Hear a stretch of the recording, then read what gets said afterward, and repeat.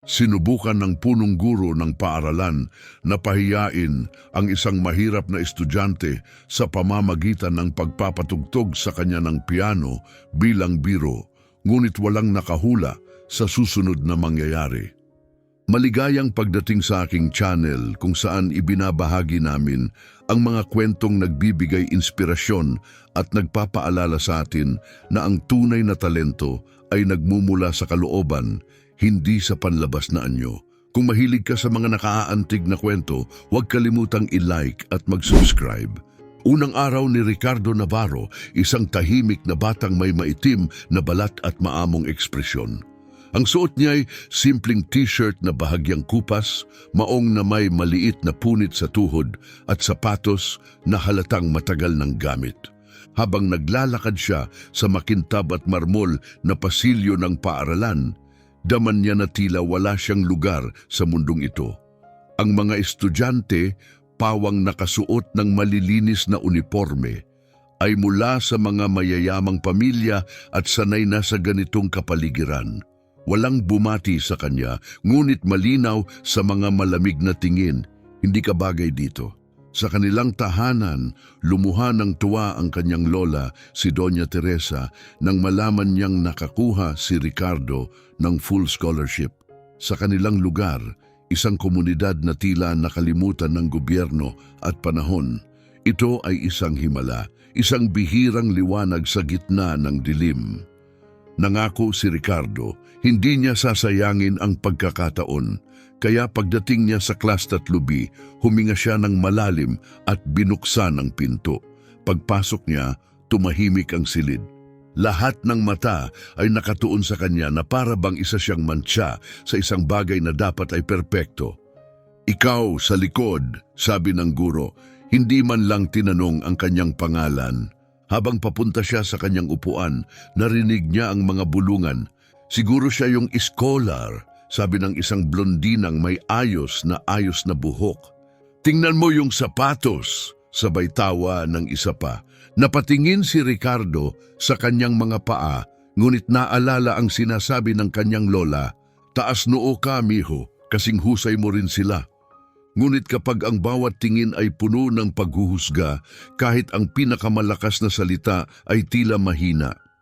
Tahimik siya sa mga klase, maingat na nagsusulat ng notes at iniiwasan ang makipagtitigan. Ngunit kahit anong iwas, litaw pa rin siya. Dahil sa simpleng pag-iral niya, sa break time, naghanap siya ng tahimik na sulok sa courtyard.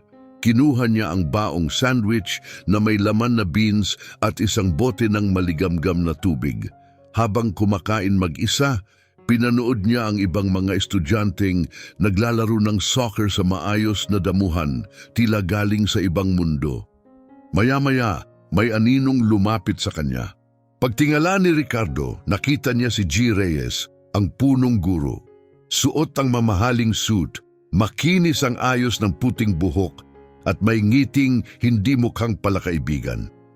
Marunong ka bang tumugtog ng instrumento, iho? Malamig ang tono ng tanong. Opo sir, kaunti lang po sa piano, sagot ni Ricardo hindi makatingin. Tumaas ang kilay ng punong guro, tila pinipigilan ang tawa. Kawili-wili, sabi nito, saka naglakad palayo, iniwang may kakaibang pakiramdam si Ricardo, isang pakiramdam ng pangungutya. Kinagabihan, sa kanilang maliit na apartment na may bitak-bitak na dingding, hindi niya ikinuwento ang nangyari. Sinabi niya sa lola na maayos ang araw. Ayaw niyang ipaalala ang lungkot. Matapos kumain, bumaba siya sa basement kung saan naroon ang isang luma at sira-sirang piano, naiwan ng dating kapitbahay. Dilaw na ang mga key, may ilan pang hindi gumagana, pero para kay Ricardo, ito ang kanyang sagradong lugar. Doon, sa alikabok at katahimikan, wala ang kahirapan, wala ang panghuhusga, tanging musika at ang mga pangarap na ayaw niyang pakawalan. Ngunit sa mga sumunod na araw sa paaralan, lalo lang lumala. Sa bawat pasilyo at tingin, daman niyang hindi siya kabilang. Tumitigil ang usapan kapag dumadaan siya. May mga tumatawa sa likuran niya. May mga umiwas ng tingin para bang nakakainis ang kanyang presensya. Kaya tumatras siya sa kanyang mga libro, kwaderno at musika. Hindi siya sumasagot, hindi pumapatol. Ngunit bawat bulong at bawat tawa ay tila unti-unting tumatama sa kanyang damdamin. Lumaki siyang marunong sa bagyo, pero ang ganitong katahimikang kalungkutan ay ibang klasing laban. Dumating ang isang Miyerkules ng umaga. Tumayo si Bebe Flores, ang guro sa musika, sa harap ng klase at inanunsyo na magkakaroon ng performance para sa welcome gala ng paaralan. Isang tradisyong ipinagmamalaki ng Wellington para sa mga bagong magulang. At sa tila kaswal na mungkahi pero malinaw ang layunin, iminungkahi ni G. Reyes na si Ricardo ang magbukas ng programa gamit ang piano. Kumalat agad ang balita sa buong paaralan. May mga estudyanteng natawa. Ito ang aabangan ko, biro ni Thomas, ang football team captain. Gagamitin niya kaya ang Steinway piano? Sana hindi niya masira. Sabat ng isa pa, narinig ni Ricardo ang lahat. Nagkunwaring hindi apektado, pero sa loob-loob niya tila may bumigat sa dibdib. Alam niya kung ano ito. Hindi ito pagkakataon para magningning, kundi isang bitag, isang malupit na biro na nakadisguise bilang oportunidad. Nang hapon ding iyon, mabigat ang bawat hakbang ni Ricardo pauwi. Dala ang bigat ng bawat tingin at bulong na narinig niya. Paulit-ulit itong umalingaw-ngaw sa isip niya, lumalakas sa bawat hakbang. Pagdating niya sa maliit nilang apartment, bumungad sa kanya ang amoy ng nilulutong kanin at beans. Si Doña Teresa, ang kanyang lola, ay naghahalo ng niluluto sa kalan habang mahina ang pagham ng kanyang kanta. Gumagawa ng isang mundong ligtas, kahit sa loob lang ng 4 na pader. "Kumusta ang eskwela, miho?" tanong niya, may banayad ng ngiti habang pinupunasan ng kamay sa apron. "Ayos lang, lola," sagot ni Ricardo pilit ang ngiti. Isang kasinungalingang pinili niyang sabihin para maprotektahan siya. Ngunit pagkagabi, lumabas ang totoo, hindi sa pamamagitan ng salita, kundi sa musika. Muling naupo si Ricardo sa luma at sira-sirang piano sa basement. Tumugtog siya na parang puso niya ang gustong magsalita. Bawat nota ay may damdamin. Bawat chord ay may dalang lungkot na hindi niya kayang ipakita sa iba. Naalala niya ang sinasabi ni Doña Teresa noon habang nagtutugtugan sila sa kanilang lumang kapitbahayan. "Ipatugtog mo ang totoo mong nararamdaman, Ricardo. Hindi para sa palakpakan, kundi para masabi ang mga salitang hindi kayang ilabas." Nang gabing yon, may nabago sa kanya. Kahit pagtawanan pa siya, kahit tingnan siyang hindi bagay, tutugtog pa rin siya. Pero hindi para sa kanila. Tutugtog siya para sa sarili niya, para kay Doña Teresa, para sa kanyang paglalakbay. Oo, nariyan pa rin ang takot. Pero kasabay nito may bagong damdamin na sumibol, tahimik, pero matatag. Pagsisikap at dumating ang Biyernes ng hindi inaasahan. Iba ang aura sa Wellington Academy kinabukasan. Ang mga estudyanteng dati kalmado, ngayon ay abala, nagre-rehearse ng sayaw, kanta at dula. Para sa karamihan, masaya ang gala, pero para kay Ricardo, parang pagharap sa paglilitis. Pagsapit ng 5:00 ng hapon, puno na ang paaralan ng mga bisita. Naka-line up ang mamahaling sasakyan sa pasukan. Ang mga magulang ay nakasuot ng designer outfits at kintab na sapatos. Sa loob ng auditorium na pinalamutian ng gintong tela at puting bulaklak, tila sumisigaw ang bawat detalye ng kayamanan at tradisyon. Backstage, pilit pinapakalma ni Ricardo ang sarili. Basa ang palad sa pawis at ang tibok ng puso'y parang tambol sa kanyang tainga. Suot niya ang pinakamagandang damit na meron siya, isang puting polo na medyo maluwang at lumang pantalon mula sa pinsan. Walang mamahaling tatak, pero may dangal sa kanyang anyo. Lumapit si Bibi Flores. Inilagay ang mainit na kamay sa kanyang balikat at ngumiti. Naniniwala ako sa iyo, Ricardo. Tumugtog ka na parang nasa bahay ka lang. Bago pa siya makasagot, narinig na nila ang tinig ni Ginoong Reyes sa mikropono. Magandang gabi po sa inyong lahat. Maligayang pagdating sa aming taunang talent showcase. Pagkatapos ay nag-pause siya, nagbago ang tono, may halong panlilibak. At para simulan ng programa ngayong gabi, mayroong kakaiba tayong pagtatanghal. May kaunting tawanan sa audience. Nanginig ang sikmura ni Ricardo. Pakisamahan ninyo sa entablado ang ating bagong iskolar, Ricardo Navarro. Hindi sabay-sabay ang palakpakan. May ilang totoo. Pero karamihan tila pilit. May kahalong bulungan at tawa. Lumakad si Ricardo papunta sa piano. Ramdam ang lahat ng matang nakatingin at humuhusga. Sa gitna ng entablado, nagniningning sa ilaw ang malaking Steinway piano. Umupo siya, pumikit, at pinilit alisin sa isip ang lahat. Ang mga bulong, ang panlalait, ang takot. Naalala niya kung bakit talaga siya naroon. Hindi para sa mga taong nanunood. Hindi para patunayan ng sarili kay Ginoong Reyes. Tutugtog siya para kay Doña Teresa. Para sa mga gabing kasama, ang lumang piano sa basement, para sa bawat pangakong binitawan niya sa pagitan ng mga sira-sirang key. Inilagay niya ang mga daliri sa keys, isang saglit katahimikan, pagkatapos musika, tahimik sa simula, mahina, parang isang boses na hindi sigurado kung maririnig, ngunit unti-unti lumakas ang mga nota. Hindi ito isang sikat na piyesa, hindi ito marangya, hindi ito para humanga ang madla. Ito ay komposisyon niya mismo, isang himig na isinilang mula sa kanyang buhay, takot at pag-asa. Unti-unting tumahimik ang audience. Ang mga cellphone na handang i-record ang kanyang pagkakamali ay ibinaba. Nakinig ang lahat dahil ang narinig nila ay totoo. Walang pagpapanggap sa musika ni Ricardo. Bawat nota ay may damdamin. Bawat chord ay bahagi ng kanyang kwento. Bawat paghinto ay parang hininga ng isang taong natututong sabihin ang kanyang katotohanan. At nang matapos ang huling nota, katahimikan. Hindi dahil walang masabi, kundi dahil may makapangyarihang bagay na naganap at walang gustong sirain ang sandaling iyon. Mula sa unang hilera, isang babaeng may pilak na buhok ang dahan-dahang pumalakpak. Sinundan siya ng isa pa. Hanggang sa tumayo ang buong auditorium pumapalakpak, standing ovation. Ngunit sa dulo ng silid, nakatayo si Ginoong Reyes, nakakunot noo at tikom ang bibig. Hindi ito ang kanyang inaasahan.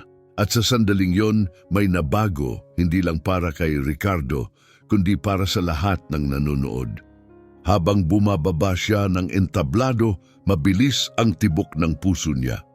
Pero ngayon, hindi takot ang nararamdaman niya. Ito ay isang damdaming hindi pa niya pinayagang maramdaman noon. Pagmamalaki, ang paglalakad niya sa pasilyo, sa likod ng entablado ay tila panaginip. Parang lumulutang. Lumapit ang mga guro. Nakangiti, tunay ang papuri, maging ang mga estudyanteng nanlait sa kanya ilang araw pa lang ang nakalipas ay ngayon. Ibang-iba na ang tingin sa kanya. Paggalang at marahil pagsisisi kasama sa mga estudyanteng nakamasid kay Ricardo pagkatapos ng gala, maging si Thomas, ang team captain ng football, ay napayuko nang dumaan si Ricardo sa kanyang tabi sa pasilyo. Wala siyang sinabi. Pero ang katahimikang iyon ay nagsalita ng higit pa sa kahit anong salita. Nang gabing iyon, magkasalo sina Ricardo at Doña Teresa sa isang simpleng hapunan, puno ng init at kasiyahan. "Kumusta ang eskwela ngayon, miho?" Tanong niya habang nagsasalin ng kanin sa kanyang plato. Ngumiti si Ricardo, ngayong totoo na. Nakinig sila, Lola. Sa wakas talagang nakinig sila. Ngumiti rin si Doña Teresa, ang ngiting banayad at puno ng pag-unawa, isang ngiting nagsasabing ipinagmamalaki kita kahit walang salitang binibitawan. Ngunit habang payapa ang pagtulog ni Ricardo, may ibang bagay na nagaganap sa opisina ng punong guro. Mag-isa si Ginoong Reyes, halatang naiinis. Ang plano niyang ipahiya si Ricardo ay lubusang pumalpak. Sa halip na kahihiyan, naging sentro ng papuri si Ricardo at para sa mga tamang dahilan. Napakatotoo ng talento, isang hiyas para sa paaralan. Kailangan ng Wellington ng mas maraming katulad niya. Paulit-ulit na umuugong ang mga ganitong komento mula sa mga magulang at guro at sa bawat salita, lalong naiirita si Reyes. Ang imaheng pinaghirapan niyang buuin para sa akademya, isang larawan ng prestihiyo, status at kontrol, ay unti-unting nagkakabitak. At hindi niya papayagang ang isang batang mula sa mahirap na lugar ang magbago ng kwento. Pagdating ng Lunes, may magandang balita si Bibi Flores. May ngiting abot hanggang tenga nang ianunsyo niya na inimbitahan si Ricardo na sumali sa Arts Club ng paaralan, isang karangalang karaniwang ibinibigay lamang sa mga estudyanteng top performer. Hindi lang iyon, ang Regional Conservatory ay nagpapakita rin ng interes na bigyan siya ng scholarship para sa advanced piano studies. Nagkaroon ng kasabikang enerhiya sa buong paaralan. May mga estudyanteng tuwang-tuwa para sa kanya pero may ilan na hindi natuwa, lalo na si Ginong Reyes at ang kanyang mga tapat na tagasunod. Sa mga pasilyo may pagbabago, tahimik pa rin si Ricardo ngunit iba na ang tingin sa kanya ng mga tao. May mga bumabati, may mga pinto na dati sarado, ngayon unti-unting bumubukas. Hindi na siya invisible. May bigat na ang kanyang presensya, ngunit kung saan may liwanag, may anino ring sumusunod. Sa likod ng magagalang ng ngiti at tila pagpalakpak, may galit na unti-unting umuusbong. Ramdam ito ni Ricardo kahit nakatindig na siya ng mas matuwid. Hindi pa tapos ang tunay na laban, ngayon pa lang ito nagsisimula. Dahil ang kapangyarihan ay bihirang binibitawan ng kusa.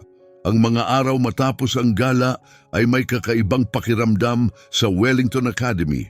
May pagbabagong tila nasa hangin, mas aktibo ang mga guro, mas nakikinig ang ilang estudyante. Maging ang mga staff ay tila mas mapanuring nakatingin kay Ricardo. Pero hindi lahat ay handang tanggapin ang pagbabagong ito. Sa likod ng pinto ng kanyang opisina, pinagmamasdan ni G. Reyes ang lahat at lalo siyang naiinis. Para sa kanya mapanganib si Ricardo, isang paalala na ang kadakilaan ay hindi palaging nakabalot sa yaman at karangyaan. Sa isang pribadong pagpupulong ng mga pinagkakatiwalaang guro, itinago niya ang kanyang tunay na intensyon sa likod ng magagandang salita. Kailangang mapanatili natin ang mga pinapahalagahan ng ating paaralan. Dapat alam ng bawat estudyante ang kanilang lugar. Magalang ang wika, ngunit malinaw ang ibig sabihin.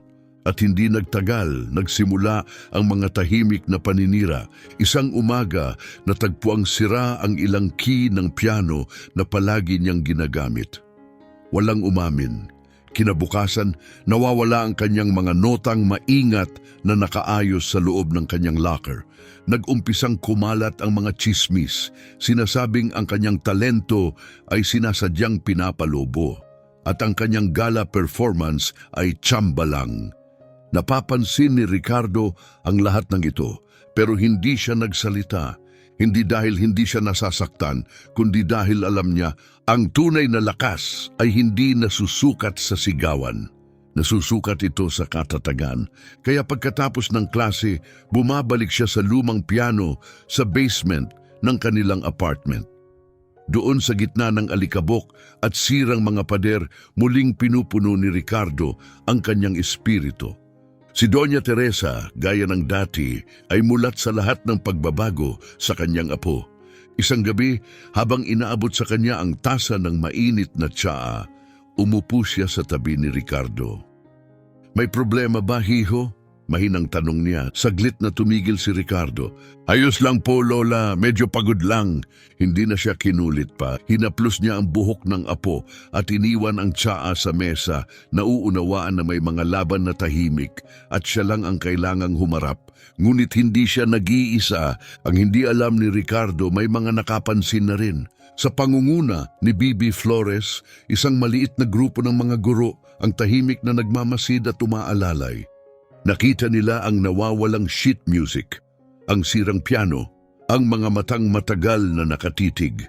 Hindi pa nila mapatunayan pero gumagawa na sila ng hakbang upang suportahan si Ricardo dahil alam nila ang laban ni Ricardo ay hindi lang para sa sarili.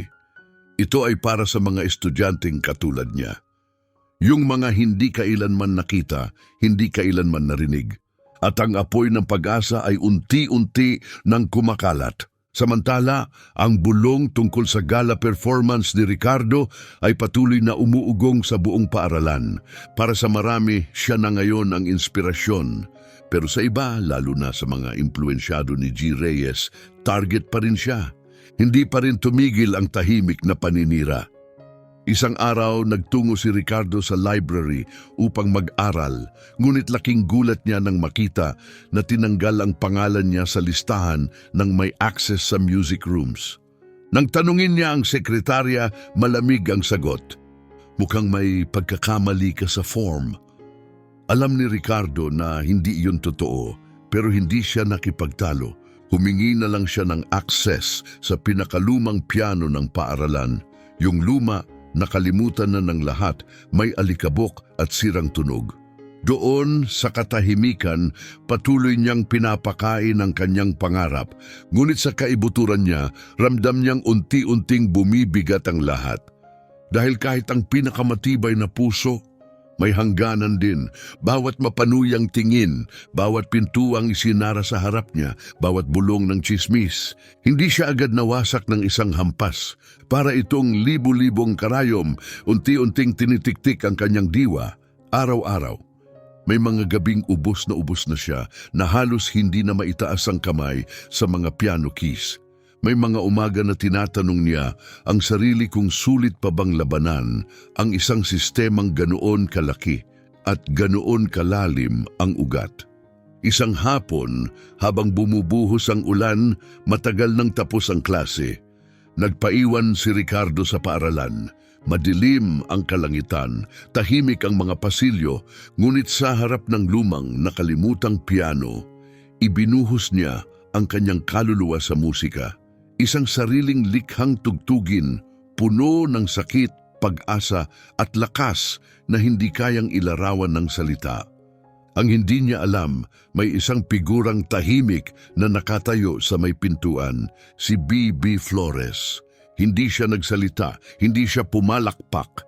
Nakinig lang siya habang hawak ang sariling damdamin.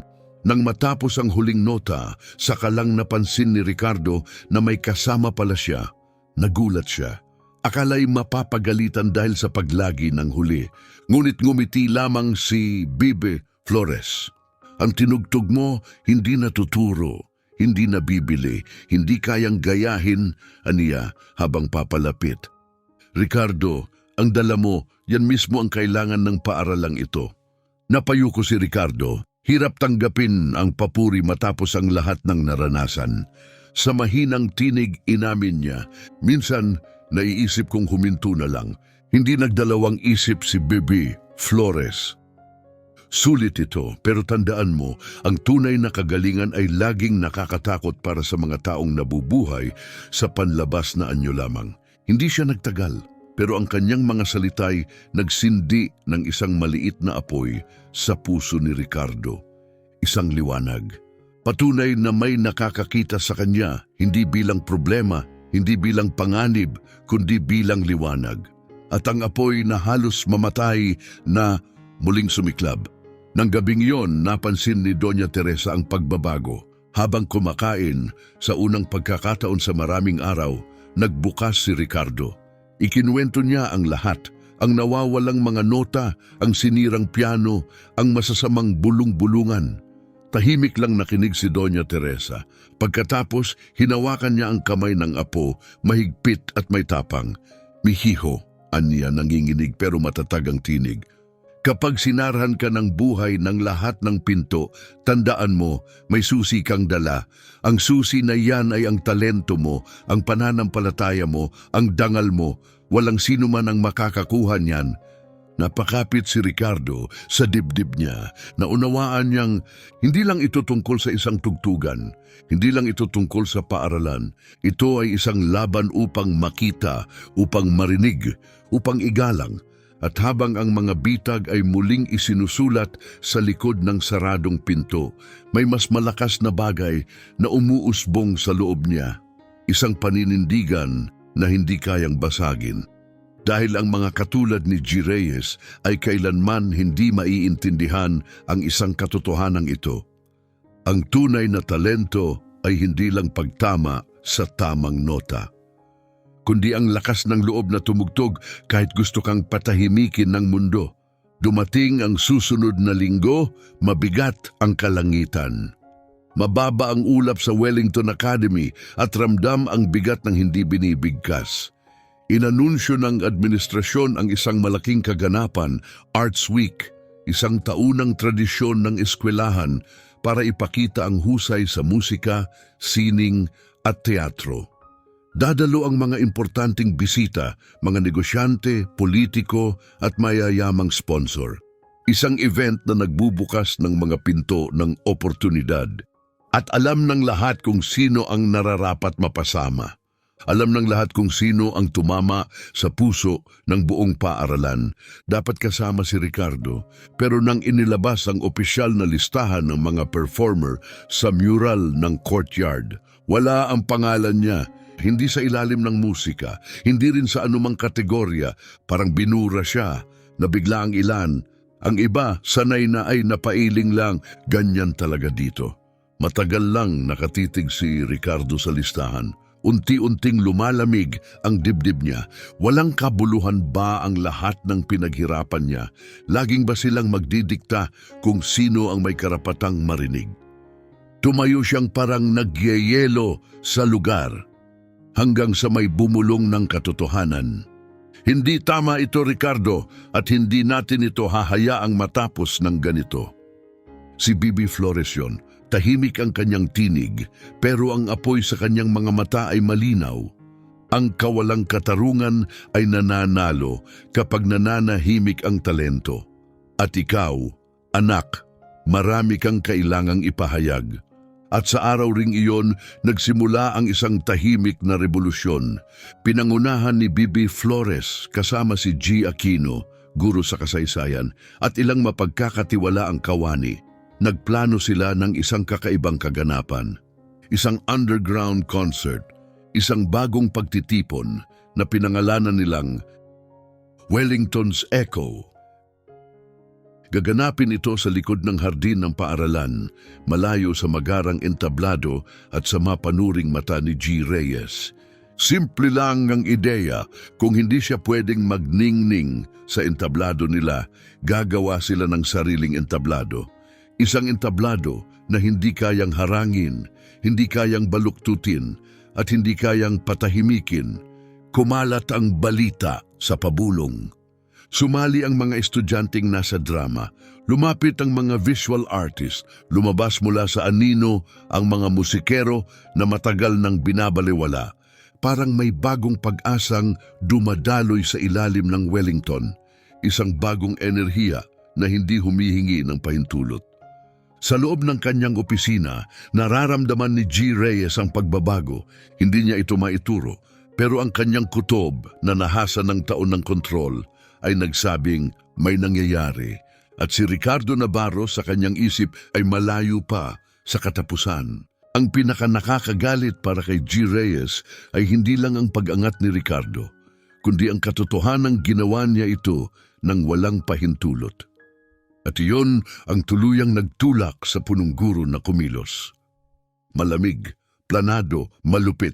Ipinatawag niya si Ricardo sa kanyang opisina sa ilalim ng peking dahilan, isang karaniwang pagpupulong daw. Dumating si Ricardo sa oras, kabado ang dibdib. Tahimik siyang umupo sa tapat ng malaking nakapangyayaring lamesa ni Reyes. Bati ni Reyes ang kanyang karaniwang pilit ng ngiti, yung hindi umaabot sa mata. Ricardo, anya mabagal habang nakatiklop ang mga kamay, napansin ko ang iyong kasigasigan nitong mga huli. Pero may mahalaga kang kailangang maunawaan. Hindi lahat ay para sa entablado. May ilan sa atin na para lang manood sa tabi. Pinipigil ni Ricardo ang pagkuyom ng kanyang kamao sa ilalim ng mesa. Ramdam niya ang patibong. Nagpatuloy si Reyes. Ngayon ay nakasandal pa sulong. Para sa kabutihan mo, mas makabubuting huwag kang gumawa ng alon. Mas ligtas sa tahimik na tubig, Ricardo. Naiintindihan mo? Isang banta na kabalot sa magagalang na salita, isang babala na ikinubli sa anyo ng payo. Tumingala si Ricardo. Walang salitang lumabas, pero sa kanyang katahimikan may dagundong na mensahe, hindi ako yuyuko, hindi ako matitinag. Gabing yon, habang tinatahi ni Doña Teresa ang naluwag na butones ng kanyang polo, nagpasya si Ricardo. Hindi mahalaga kung ilang pintuan ang sumara. Hindi mahalaga kung ilang bitag ang ilatag. Hindi mahalaga kung ilang magagalang na pananakot ang ibato sa kanya. Tutugtog siya. Maririnig siya. At pagkatapos noon, walang sinuman ang makakapagpanggap na hindi siya umiiral. Ito ay simula pa lamang at wala nang makakapigil ngayon. Ang mga sumunod na araw sa Wellington Academy ay puno ng bulong-bulungan, lihim na tinginan at isang papalakas na agos ng pananabik. Sa mga sulok ng paaralan, ang mga estudyante at guro ay kumikilos na parang anino, tahimik, ngunit may malinaw na layunin. Hindi na ito basta konserto, ito ay isang mensahe, isang paninindigan.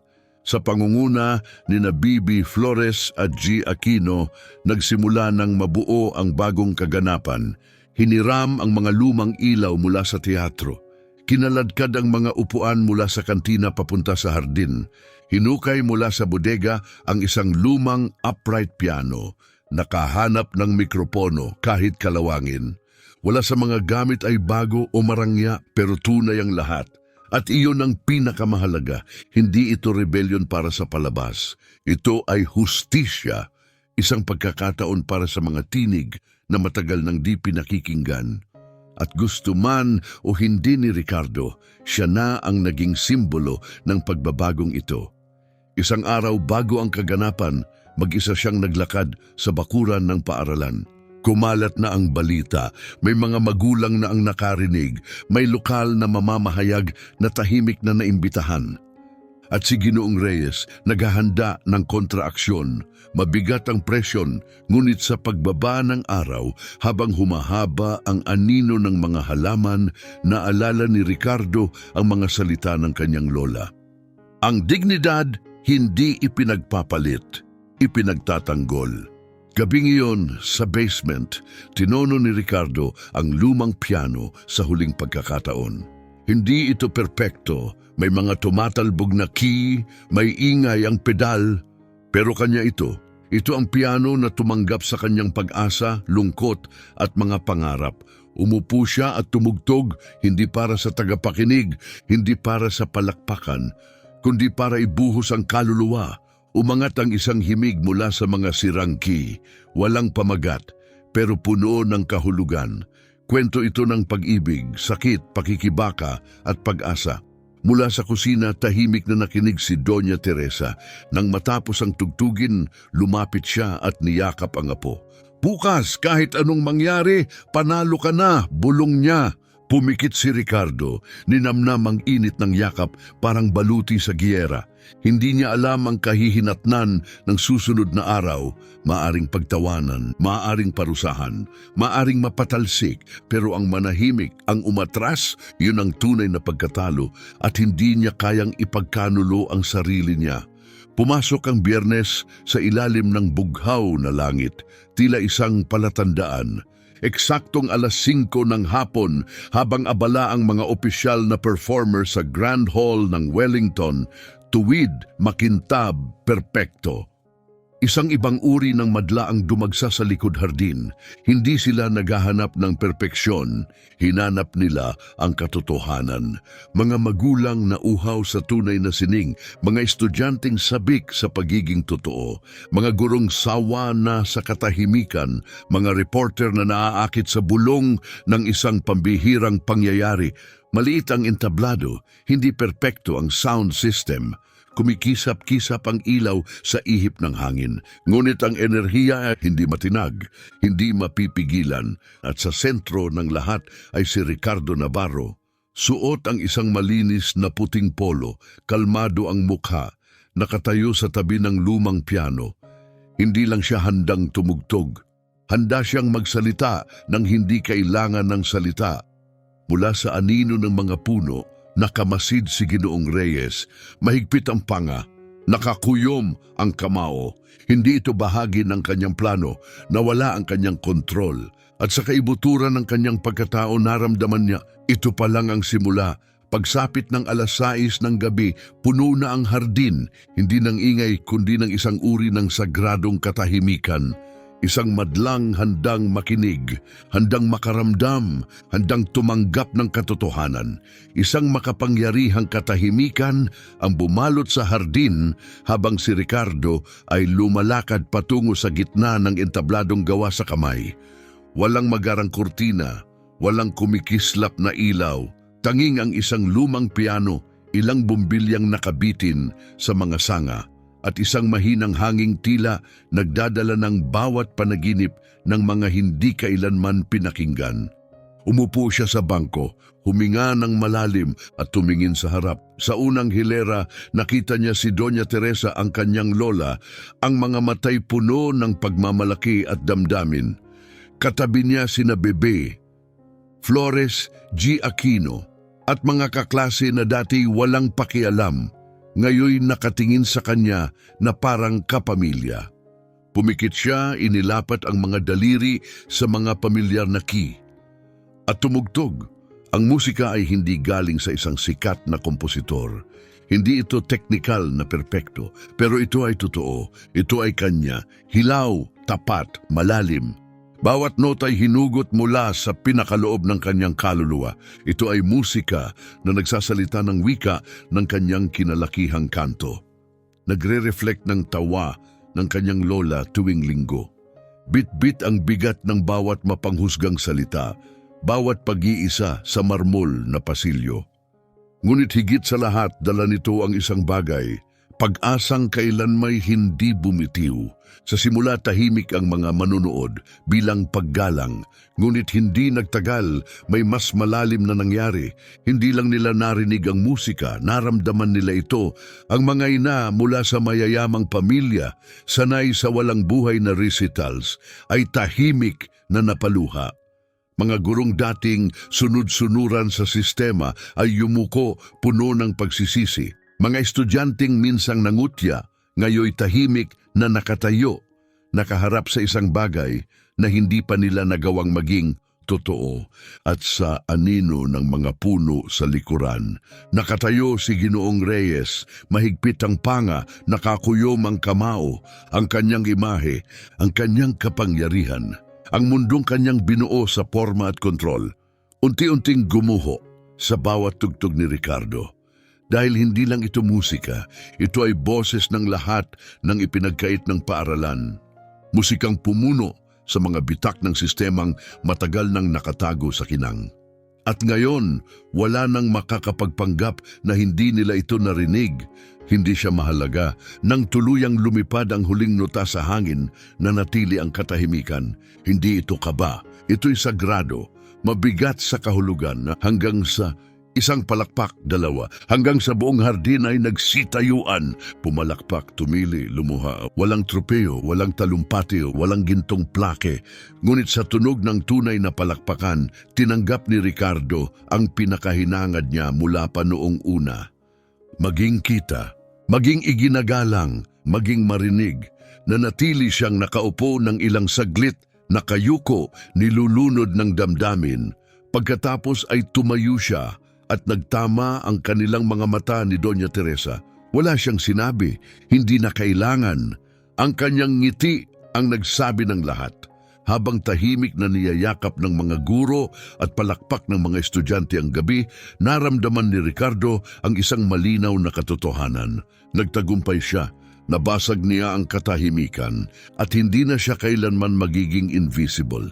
Pagsapit ng Lunes, may kakaibang pakiramdam sa Wellington Academy. May hindi nakikitang pagbabagong naganap.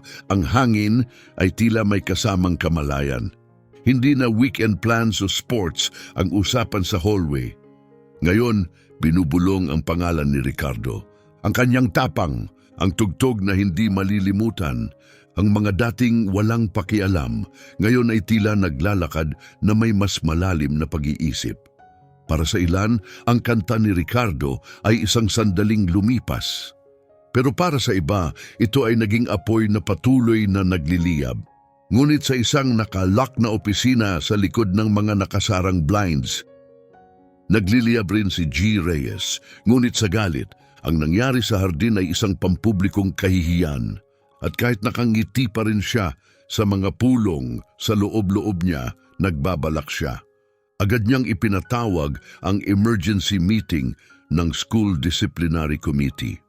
Sa tulong ng tuyong dokumento at maingat na salitang inihanda, ipinresenta niya ang isang kaso laban kay Ricardo. Pagsuway sa utos, paggamit ng ari-arian ng paaralan ng walang pahintulot, paglabag sa disiplina ng institusyon.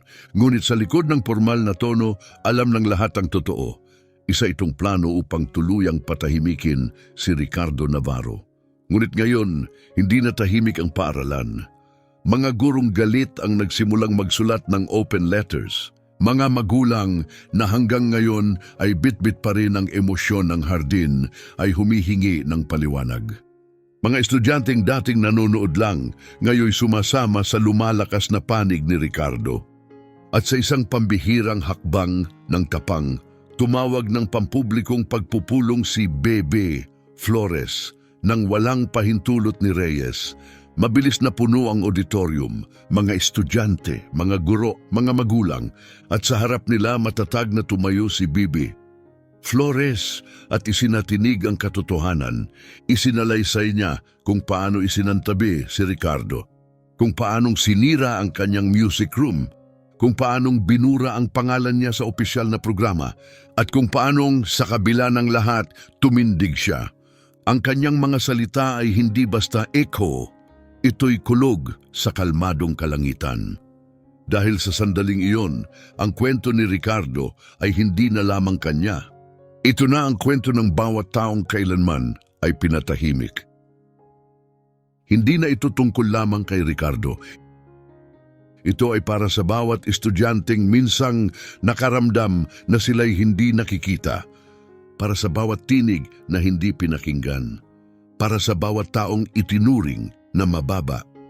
Nakaupo si Ricardo sa unang hanay, mabilis ang tibok ng puso. Hindi siya sanay sa ganito. Mga taong tumatayo para sa kanya, mga taong ipinagtatanggol siya, ngunit naroon sila. Mga guro na isinusugal ang kanilang karera. Mga kaklase na isinasantabi ang kanilang reputasyon. Pati mga magulang, ang ilan mula sa matataas na antas ng lipunan na pinili ang katotohanan kaysa katahimikan.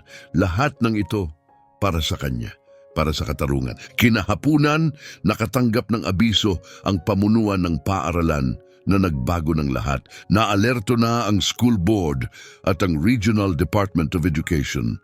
Magsisimula agad ang formal na investigasyon, tumutok sa pagtrato ng paaralan sa mga eskolar, sa mga patakaran nito, sa pamumuno nito. Sa unang pagkakataon sa kanyang karera, naramdaman ni G. Reyes na yumanig ang lupa sa ilalim niya. At kahit desperado niyang pinanghawakan ang kanyang kinis na imahe, nagbago na ang agos at wala nang makapipigil dito. Sumunod ang mga araw ng kaguluhan sa likod ng mga saradong pinto. Mga bulungan, mga agarang pagpupulong, mga tahimik na pasilyo. Ang Wellington Academy na minsang sagisag ng tradisyon at prestihiyo ay ngayoy sinusuri ng mabuti. Naglalakad ang mga investigador sa mga pasilyo, sinusuri ang mga dokumento, kinakausap ang mga guro, estudyante at pamilya, at unti-unting lumitaw ang larawan. Isang madilim na katotohanan, isang padron ng diskriminasyon, ng paboritismo, ng sistematikong panghihiya, lahat ay naganap sa ilalim ng pamumuno ni Ginoong Reyes. Habang nagpapatuloy ang investigasyon, patuloy pa ring pumapasok si Ricardo. Patuloy pa rin siyang naglalakad sa parehong mga pasilyo. Ngunit ngayon taas matatag ang puso, hindi siya nagdiwang agad. Alam niya ang tunay na pagbabago ay hindi nagmumula sa malalaking kilos, kundi sa araw-araw na tapang. Ngunit may nagbago. Lumambot ang mga tingin. Iba na ang mga bulungan ngayon. Nakaaaliw, may respeto, hindi na bihira ang mga ngiti. At si Ricardo, hindi siya naghahangad ng kasikatan. Hinahanap lang niya ang dangal. At sa bawat hakbang, dahan-dahan niya itong nakakamit. Isang umaga, habang nagbabasa siya sa aklatan, tahimik na lumapit si Ginang. Flores, may hawak na liham. Bahagyang nanginginig ang kanyang ngiti habang iniaabot ito. Para sa iyo ito, sabi niya. Binuksan ito ni Ricardo, nanginginig ang mga kamay. Sa loob ay isang imbitasyon, isang opisyal na alok mula sa National Conservatory of Music, isang pribadong audition, isang pagkakataon para sa buong scholarship, hindi dahil sa awa, hindi dahil sa habag, kundi dahil ipinadala ng kanyang mga guro ang kanilang rekomendasyon. Dahil sa pagtatanghal niya sa hardin na tumimo sa puso ng marami, dahil ang kanyang talento ay humihingi ng pagkilala. Sandali siyang hindi makahinga, isang pangarap na halos hindi niya pinangarap ng lubos. Ngayon totoo na. Kinagabihan ibinahagi niya ang balita sa bahay. Mahigpit siyang niyakap ni Doña Teresa, dumadaloy ang mga luha. Alam kong dadalhin ka ng musika mo sa malayo, bulong niya habang hinahaplos ang buhok ni Ricardo. Kailangan mo lang magtiis ng kaunti kaysa sa mundo. Kinabukasan, kumalat ang balita sa paaralan.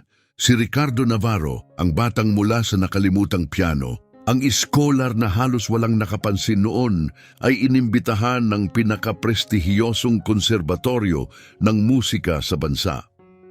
Ang ilan ay nagdiwang, ang iba ay napilitang harapin ang mga bagay na kanilang binalewala. Ngunit para kay Ricardo, hindi ito tungkol sa papuri, ito ay patunay. Hindi siya kailanman nagkamali sa pagsunod sa tugtog ng kanyang puso. Samantala, umabot na sa rurok ang investigasyon kay Reyes. Mga email, mga memo, mga dokumento, lahat ay nagpatunay ng kanyang pagmamanipula ng pondo, ng panliligalig sa mga eskolar, ng kanyang sadyang kalupitan. Palapit ng palapit ang bitag, at sa wakas, sa isang pampaaralang pagtitipon, inihayag ang hatol. Permanente at opisyal nang tinanggal si Ginoong Reyes sa kanyang posisyon. Parang kulog ang bumagsak na anunsyo, nagpalakpakan ng buong bulwagan, nagkatinginan ng mga guro may ginhawang ngiti, tumango ang mga magulang sa tahimik na pagsangayon, ngumiti ang mga estudyante at nagbulungan. Ngunit si Ricardo, tahimik lamang nakaupo, nakapatong ang mga kamay sa kanyang hita. Hindi siya pumalakpak, pumikit siya at huminga. Hindi tagumpay ang kanyang naramdaman, hindi paghihiganti, hindi pagmamataas, kundi isang bagay na mas malalim, kapayapaan. Ang kapayapaang dala ng pagtindig ng walang galit, ng pagpapanatili sa katotohanan kahit may kapalit. At habang umaalingaw-ngaw ang mga tinig sa paligid, naunawaan ni Ricardo ang isang makapangyarihang katotohanan. Ngayon pa lamang nagsisimula ang kanyang kwento at mula ngayon, wala nang makapagpapatahimik dito. Sa mga linggong sumunod, nagsimulang magbago ang Wellington Academy, hindi lubusan, hindi agad, ngunit gumalaw ang pundasyon. Nagsimula ang mga bagong programa para sa mga eskolar. Pinuksan ang mga espasyo para sa musika, sining at pagkamalikhain para sa lahat. At higit sa lahat, nagbago ang mga usapan, pagkakaiba, pagkakapantay-pantay, paggalang, hindi na lang mga salita kundi mga binhi. At si Ricardo Navarro, ang batang mula sa basement piano, ang nagtanim ng una. Nagsimulang magbago ang mga pag-uusap. Hindi na lamang tungkol sa mga patakaran o marka, kundi tungkol sa isang bagay na mas malalim, pagkakapantay-pantay, pagkakaiba-iba, tunay na paggalang, hindi bilang mga islugang nakaprint sa mga poster, kundi bilang isang tunay na panata. At sa puso ng tahimik na revolusyong ito, hindi kailanman dahil sa pagpili, kundi dahil sa matatag na presensya, nakatayo si Ricardo Navarro. Upang tapusin ang semestre, nagdaos ang Wellington Academy ng isang espesyal na gala. Isang pagdiriwang ng mga umuusbong na talento. Ngunit sa pagkakataong ito, wala nang mga tagong listahan ng bisita, wala nang espesyal na pabor sa mga may pribilehiyo. Bawat estudyanteng karapat-dapat dahil sa sipag at galing ay pinarangalan ng pantay. Napuno ang buong auditorium. Naroon ang mga pamilya, guro, dating mag-aaral at maging mga lokal na mamamahayag. Lahat ay naroon upang saksihan ang tila pagsilang ng isang bagong simula. Sa unang hanay, nakaupo si Doña Teresa. Nagniningning sa kanyang langit asul na bestida, puno ng tuwa ang mga mata. Nang tawagin ang pangalan ni Ricardo, sumabog ang taus-pusong palakpakan sa buong silid. Walang pang-aasar, walang panlilinlang, walang bakas ng pangungutya. Tahimik siyang naglakad papunta sa entablado, umupo sa harap ng grand piano, ang mismong piano na dati parang isang panaginip lang. At tumigil saglit, ipinatong niya ang mga kamay sa mga tuts, pumikit at hinayaang ang musika ang magsalita. Ngunit ngayong pagkakataon, iba na ang musika, ito'y maliwanag, puno ng kulay, sumasayaw sa liwanag, isang himig na isinilang mula sa pasasalamat, isang liham ng pag-ibig para sa kanyang lola, isang parangal para sa kanyang komunidad, isang tahimik na awit para sa mga laban na walang nakasaksi. Bawat nota ay may dalang higit pa sa tunog, may dalang katotohanan, may dalang tatag, may dalang pag-asa. Bawat tugtog ay tumatagos sa puso ng mga nakikinig at nagpapaalala na hindi lahat ng bayani ay may kapa o nasa entablado. Minsan sila'y naglalakad ng tahimik, dala ang mga sugat na hindi nakikita at nangangarap ng mga pangarap na tinawag ng mundo na imposible. Pagkatapos ng huling nota, walang alinlangan. Tumayo ang buong auditorium. Isang sabayang pagtindig, matunog na palakpakan, luha, mga yakap, at sa gitna ng lahat yumuko ng mapagpakumbaba si Ricardo. Siya pa rin ang parehong batang iyon, ngunit sa wakas nakikita na.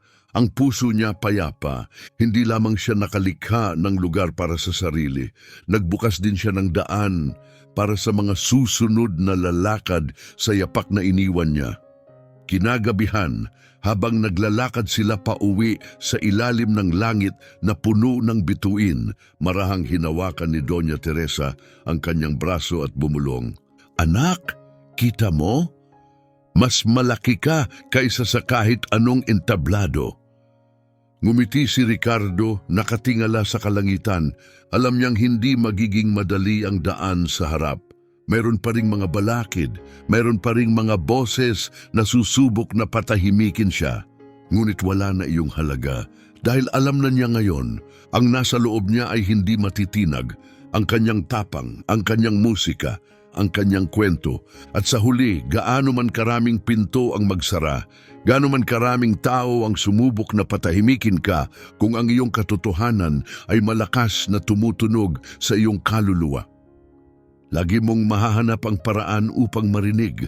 At yun ang pinakamalaking tagumpay ni Ricardo Navarro. Kung hinipo ng kwentong ito ang iyong puso, huwag kalimutang mag-subscribe sa Stories of Conquest para sa iba pang makapangyarihang kwento ng katarungan, katatagan at pag-asa. At kung handa ka na para sa isa pang hindi malilimutang paglalakbay, huwag palampasin ang video tungkol sa isang mababaing mekaniko na tinawag upang ayusin ang private jet ng isang bilyonaryo na sa bandang huli ay magbabago ng buhay nilang pareho. Hanggang sa susunod na kabanata.